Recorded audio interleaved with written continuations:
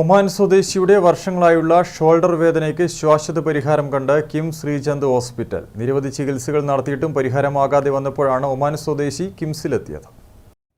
തുടർച്ചയായ ഷോൾഡർ വേദനയെ തുടർന്ന് വിവിധ തരത്തിലുള്ള ചികിത്സ പരീക്ഷിച്ച് പരാജയപ്പെട്ട ഒമാൻ സ്വദേശി അലി മൻസൂർ കണ്ണൂർ കിംസ് ശ്രീചന്ദ് ഹോസ്പിറ്റലിലെ ചികിത്സയിലാണ് ആരോഗ്യവാനായി മടങ്ങിയതെന്ന് കിംസ് ഡയറക്ടർ ഫർഹാൻ യാസിൻ പറഞ്ഞു.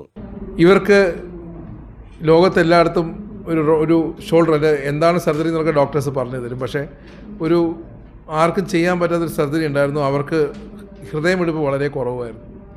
അതുകൊണ്ട് അവരുടെ നാട്ടിൽ ഇനി സർജറി ചെയ്യാൻ പറ്റില്ല എന്ന് എഴുതി തള്ളിയൊരു കേസാണ്. അപ്പോൾ മിനിസ്ട്രി ഓഫ് ഡിഫൻസ് ഹോസ്പിറ്റൽ അവർ പോയി കാണിച്ചു.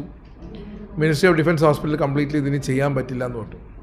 അപ്പോൾ ഇന്ത്യയിൽ പല ഓപ്ഷൻസ് അവർ തേടി. അവർ ബോംബെയിൽ പോയി, ബാംഗ്ലൂർ പോയി, ചെന്നൈയിൽ പോയി അന്വേഷിച്ചു. ഇതൊന്നും ഈ ഹൃദയമിടിപ്പ് വെച്ച് സർജറി ചെയ്യാൻ പറ്റില്ല എന്ന് വെച്ച് ഇവർ തിരിച്ച് ഒമാനിലേക്ക് മടങ്ങി.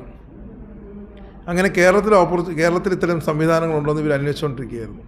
കിംസിലെ ഡിപ്പാർട്ട്മെന്റ് ഓഫ് ഓർത്തോപീഡിക് വിഭാഗമാണ് അലി മൻസൂറിന് ചികിത്സയൊരുക്കിയത്. റൊട്ടേറ്റർ കഫ് മസിൽ സംബന്ധമായ ഗുരുതര പ്രശ്നങ്ങളുമായാണ് രോഗി എത്തിയത്. ചികിത്സ കഴിഞ്ഞ് അലി മൻസൂർ ബുധനാഴ്ച ഒമാനിലേക്ക് തിരിക്കും.